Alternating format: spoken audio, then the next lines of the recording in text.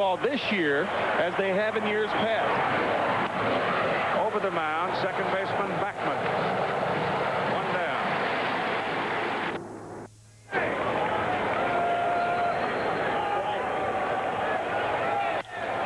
To the right side, Backman slides along and can't come up with it. The ball was sharply hit by Denny Walling, and it slides under the glove of Wally Backman, and Walling's aboard. The home run in the second inning that beat Gooden in the opening game in the Astrodome. And he hits this one high in the air to right center, but it'll stay in the park. Strawberry back at the warning track, one-hands it, and the side is retired. So Walling singles, and Davis lifts a high, lazy fly to right field. Side retired, no score for Houston. The Mets coming up. Because unless the ball is hit sharply to second or short, I don't think they'll go for the double play. First or third, they may come home. Sharply to Backman. Over to Santana, one. Back to first. Double play. And the Astros are all over it as Reynolds is screaming at Fred Brocklander at first base.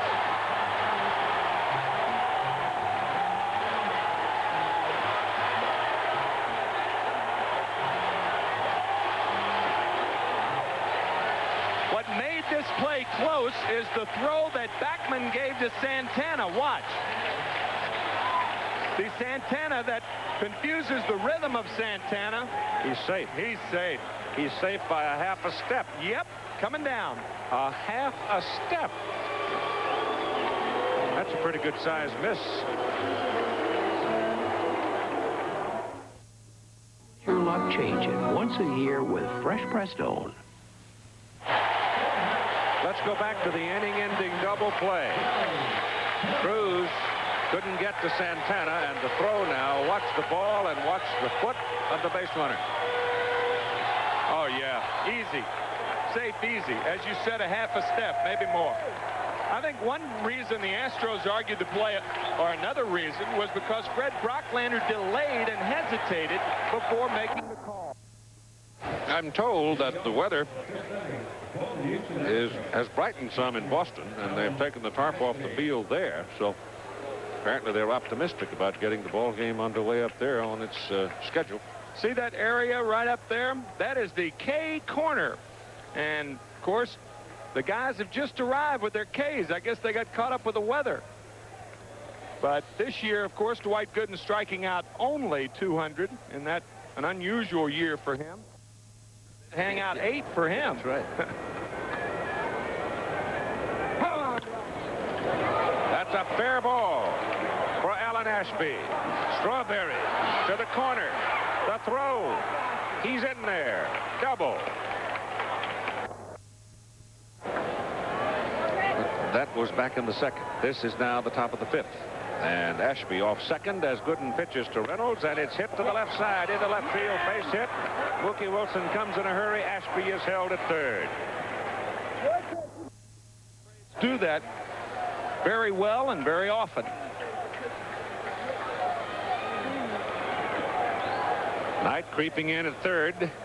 Hernandez hanging around first, trying to hold Reynolds as close as possible. Now we'll watch Ashby and see whether or not he travels along with Knight as Ray comes in at third.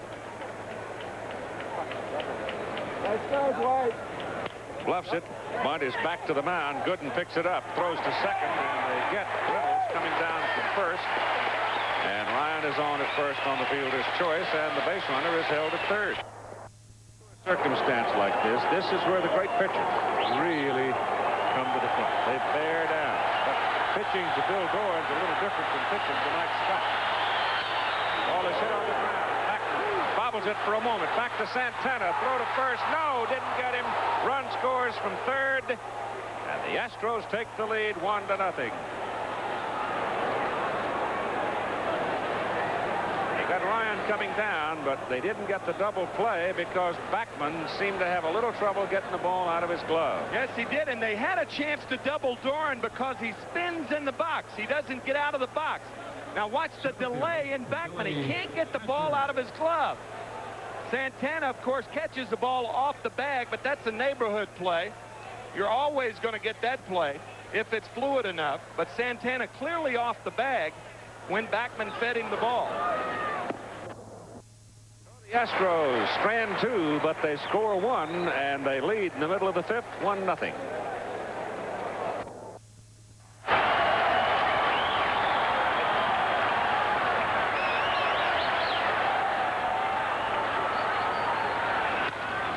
Ball is hit deep to right. Home run.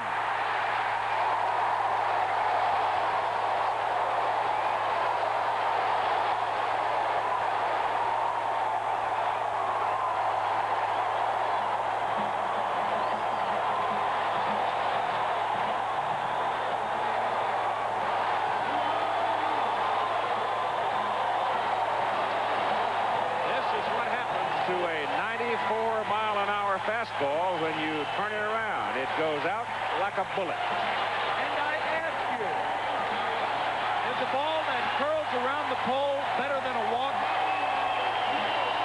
I think Davy Johnson and Darryl Strawberry will say yes. Watch the hesitation at the top of the windup. Ball down and in. Not long.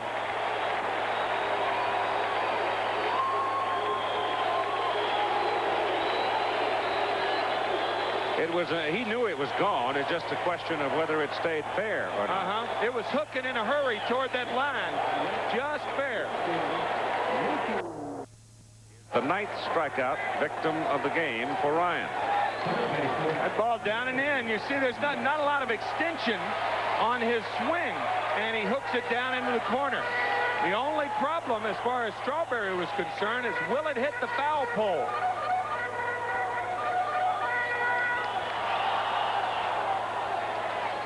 Close, huh? Oh, really was close. And he's only even at 1-1 after 5. Back after this word from your local station. What started out as gloomy and almost a forbidding kind of a day, if you were interested in practicing something outdoors, has turned into quite a nice day. And this will wind up the 3 games at Shea Stadium, and we're off to Houston, back to the Astrodome, where Bob Ojeda will face either Bob Knepper or Jim DeShays. Gary Carter with 1 out, and Hernandez at first base with Strawberry to the on-deck circle. A 1-1 tie in the bottom of the 7th inning. And Carter falls down, rolls over, and fouls it off.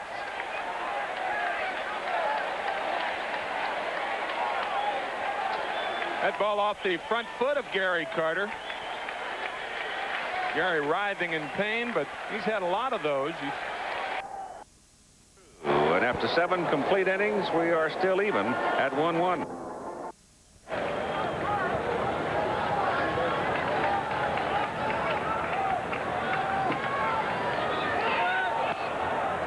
Bunch down.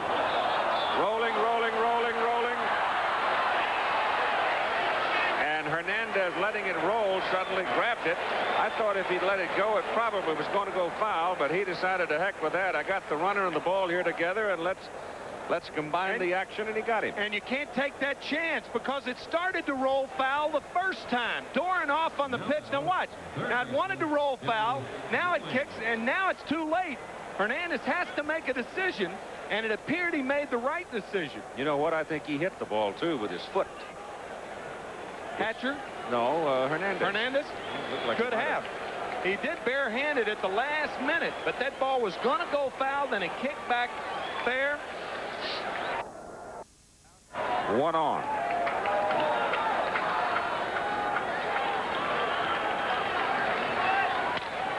Base hit. No. Hung up.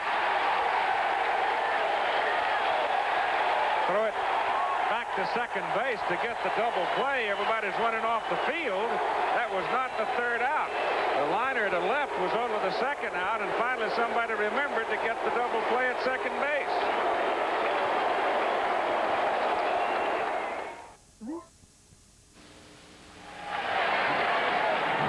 Let's go back now to the end of that inning. Walling at the plate. He hits this liner, and it looks like it might sink, but it doesn't. It stays up.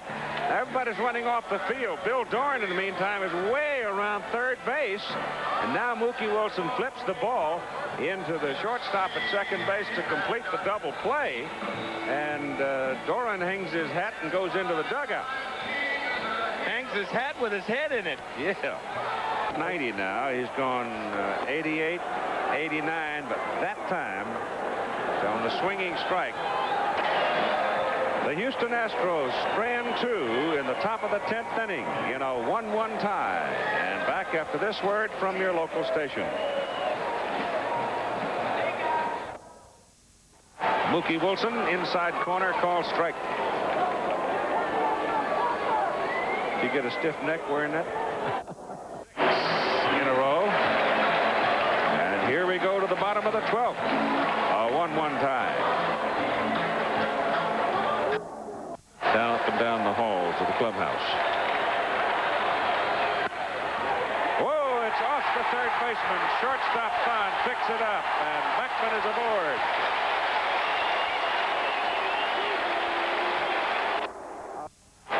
And Kerfeld loves to work fast.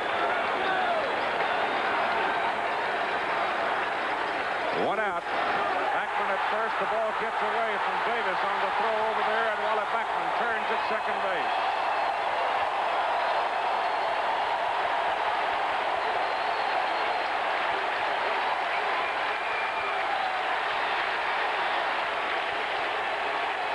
There's no way they're going to pitch to Hernandez now. You're not going to let Hernandez beat you.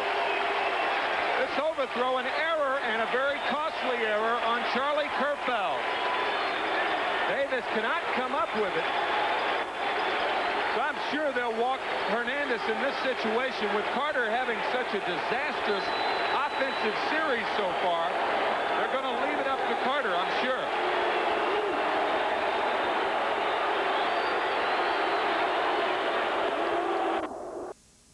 Just as soon as they finish the formality of walking Keith Hernandez.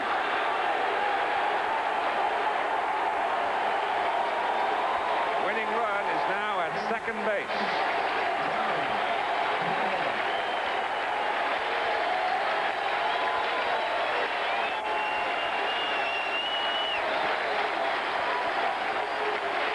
Carter's only hit was a double back in game 2.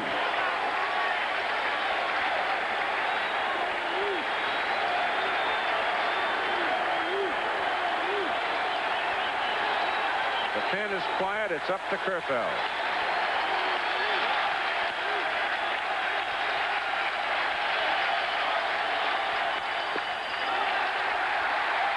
That's ball 1. Because of the strength of Gary Carter, the outfielders are forced to play him deep. Therefore, any base hit to the outfield, regardless of how hard it's hit, I doubt that there'll be a play on Beckman at home plate. Way up.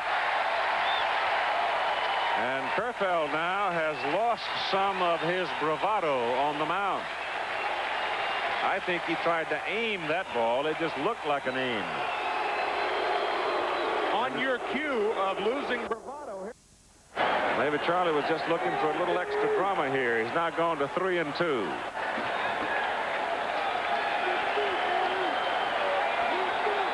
Beckman earned his way aboard with a bullet off the third baseman Walling, ricocheting to the shortstop. But no play at first on Walling. And he moved over to second on Kerfeld's throwing error, trying to hold him close, and he misfired to Glenn Davis. High pop coming back out of play. And Gary Carter is still there. Notice also the runners were not running. Similar situation about 4 innings ago when Keith Hernandez was at first base on a 3-2 count and 1 out, and Hernandez wasn't running.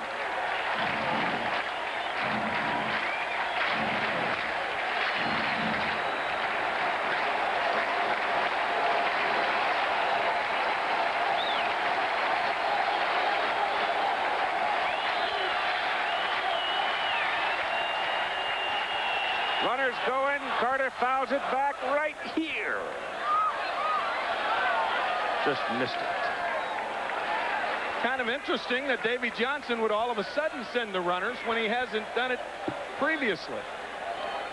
But of course, a lot of that may depend on Carter seeing a lot of fastballs. The chances of Carter seeing a lot of fastballs, the opportunity of him getting the good part of the bat on the ball, with more that he fouls back, the more he's seen. Bottom of the 12th inning. 1 out. 1-1 tie. Charlie Kerfeld and Gary Carter dueling here. Up the middle, base hit. Backman turns third. Hatcher's throw, no play. Easy for Backman. Carter wins it with his second hit of the series, and the Mets win the ball game in 12, 2-1.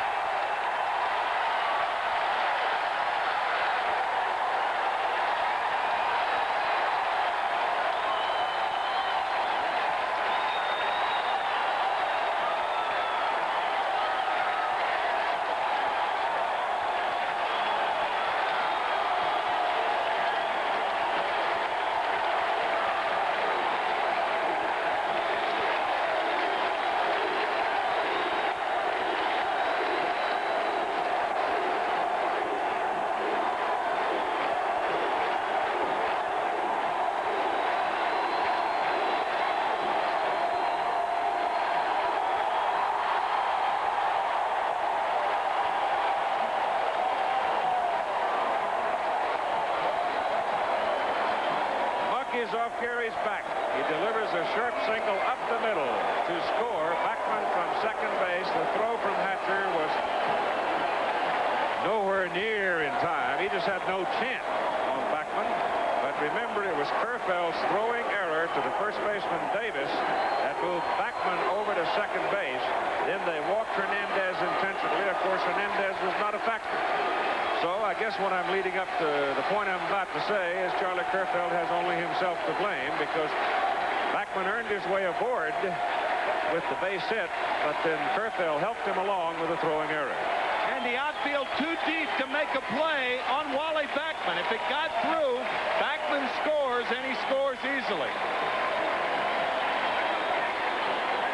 What a ball game. I don't know, in this particular circumstance, perhaps you know full well you can't play him that deep with Backman's foot speed at second base. Maybe you just got to come on in and take your chance. Well, you got to protect yourself against Carter's power. The big guys you play deep, the little guys you play shallow, and Wally Backman, the little guy, scores the winning run. So those who came to Shea are rewarded by a 12-inning ball game before we finally have the issue resolved. And the New York Mets win it by a score of 2-1, with Orozco getting his second win in the series, and Charlie Kerfeld takes the loss. And now the two teams load up and head for Houston tonight for game 6 tomorrow afternoon at 3 Eastern time, with the New York Mets leading in the series 3-2. This ABC Sports exclusive brought to you by the heartbeat of America, to Dave Chevrolet, and by Coors and Coors Light, beers with a difference worth tasting.